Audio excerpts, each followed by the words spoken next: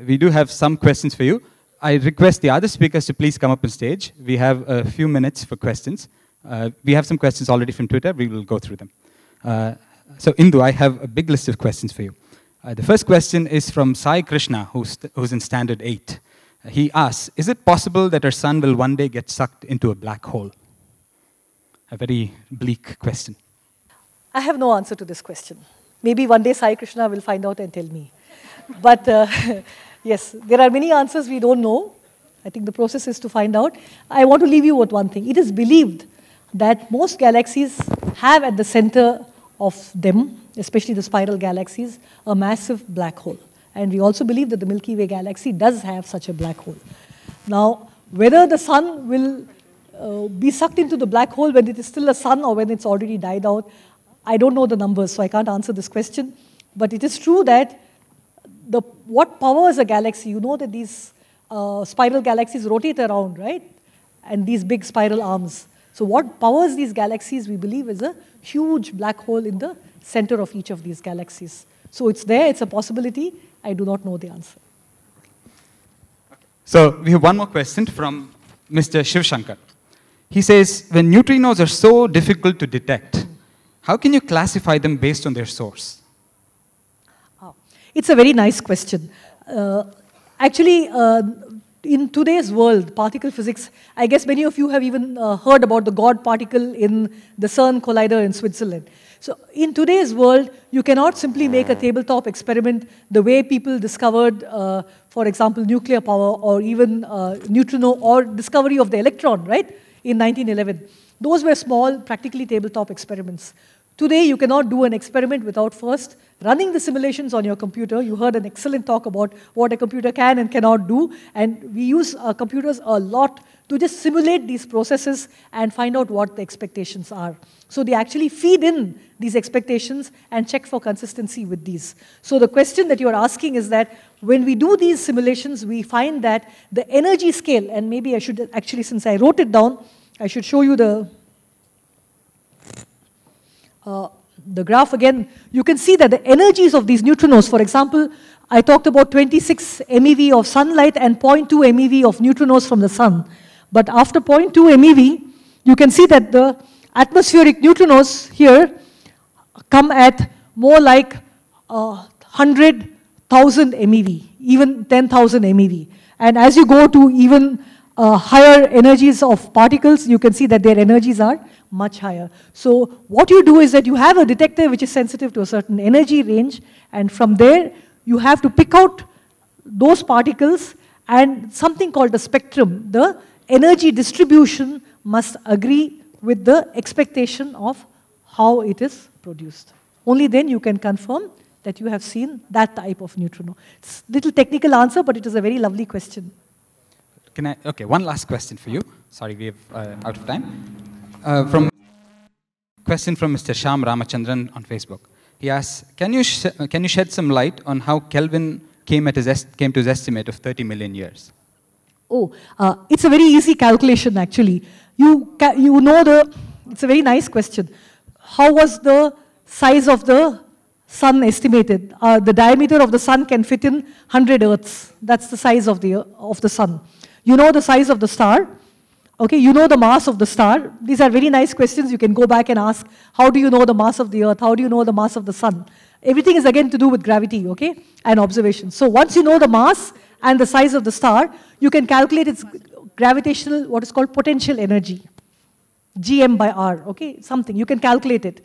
That you can convert into amount of energy. So you have a total amount of energy available. Now you go outside and measure how much sunlight is falling on the Earth per square centimeter per second. From there you can ask, therefore, how much is the total sunlight being radiated in all directions by the sun. So you know the rate of emission, you know the total energy, you divide one by the other, you'll get the time for which the star will shine. That is the calculation. I urge him to actually do this calculation. Thank you very much. Thank you very much.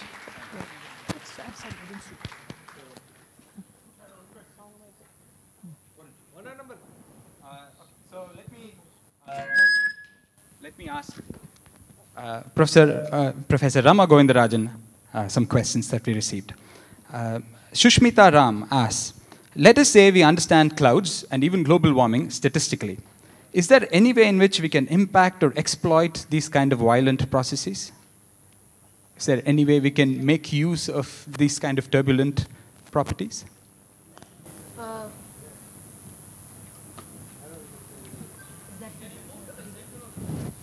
Just why don't you take this, Mr. Rama? Yeah, I think I'll take that. That's having some problem. Yeah, I think one is okay. Okay. Ellaru pesunga. Vitranga pass panikkran. Can you hear me? She's asking whether if we know about these big turbulent violent processes, can we make use of them? That's her question, right? So yes, the answer is that we make use of turbulence in many different ways. One of the simplest things is primarily for mixing. So in the chemical industry, very often it's used for mixing. Turbulence, once we understand turbulence, of course, we can, design better aircraft to fly through these clouds. There's a whole variety of engineering applications that can come out. We have another question from Mr. Divyanand Valsan. Can clouds be created in a lab? Yes, model clouds can be created in the lab. One of the people who has created a cloud in the lab is Professor Roddam Narasimha in Bangalore.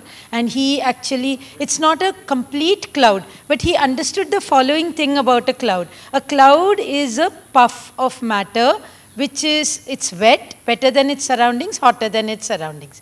He actually did not use the fact of its wetness, but what he did is he allowed, he actually has a very simple experiment where there's a water tank and he allows colored water to come in through the bottom of the tank and rise up. This colored water actually contains a bit of acid, and what he does is he passes current at a certain height through this colored water, and there he's simulating the effect of condensation. So when there's condensation, latent heat is released, right? So when the cloud reaches a certain height, the temperature in the atmosphere is cold enough for things to condense, and latent heat is released. So he's put acid into the colored fluid, and this heats up that thing, which is simulating the effect of latent heat. And he actually is quite an artist. Like, he can create clouds of, I mean, if you take a photograph of a cloud, he can actually make a cloud in a lab in orange color.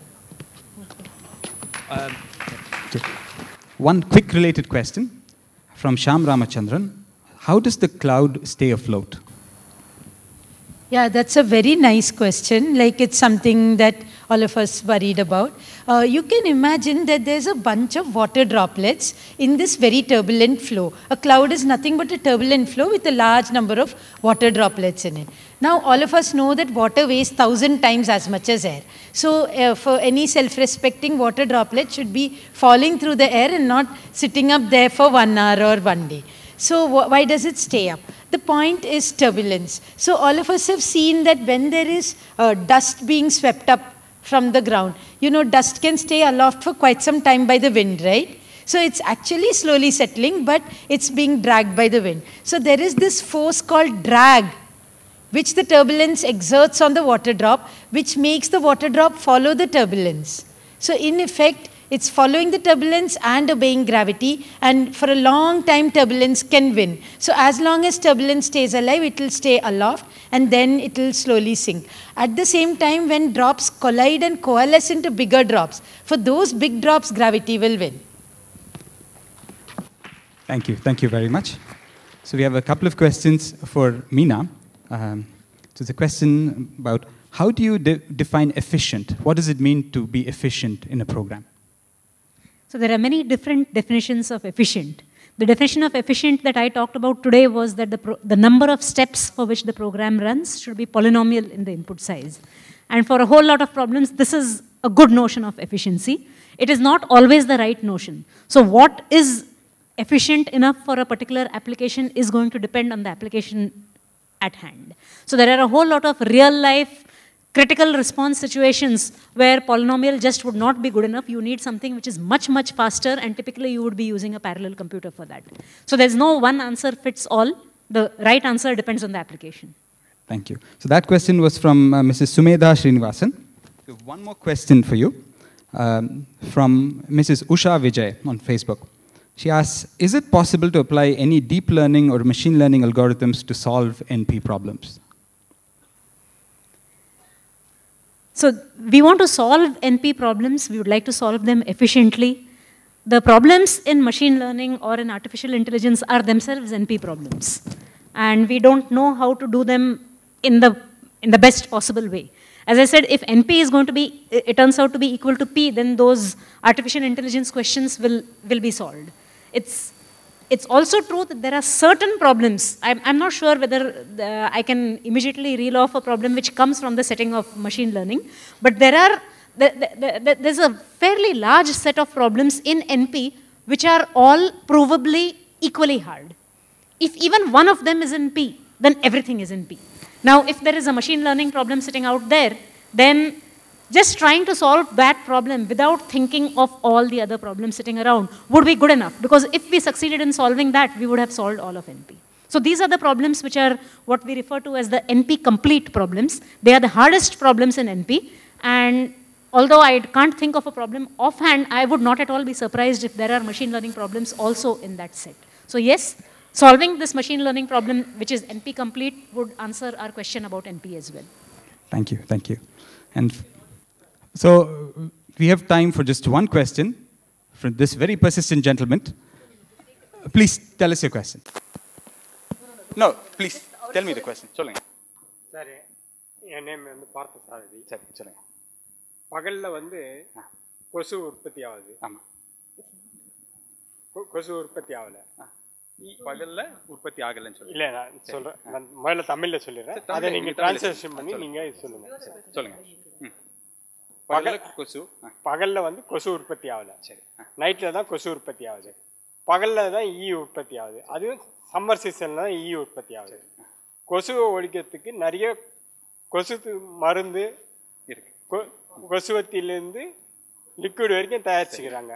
ஈயை ஒழிக்கிறதுக்கு இது வரைக்கும் எந்த மருந்து கண்டுபிடிச்சிருக்கிறாங்களா? இது ஒரு question. ரெண்டாவது question, tsunami வந்தது இல்லைங்களா 2004. அப்போ வந்து ஏற்கனவே இந்த தமிழ் வருஷம் 60 வருஷத்துக்கு சித்தருக்கு பாட்டில் ஒரு வருஷத்துக்கும் இந்தந்த வருஷம் மழை பெய்யும், இந்தந்த வருஷம் வறட்சி வரும், இந்த வருஷம் புயல் அடிக்கும், இந்த வருஷம் விளைச்சல் இல்லாமல் இருக்குன்னு சொல்லிட்டு எழுதி வச்சிருக்காங்க. அது வந்து சயின்டிஃபிக்கா சேட்டலைட் மூலிமா ஏன் சயின்டிஸ்ட் ஏன் சொல்ல மாட்டாங்க? இப்போ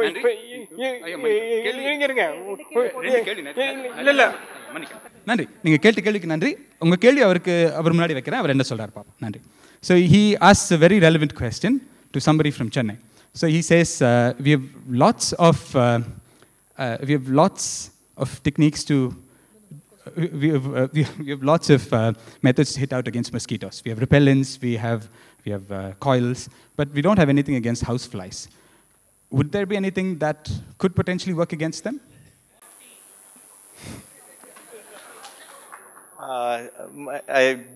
Unfortunately, my expertise doesn't extend to killing flies, just studying them.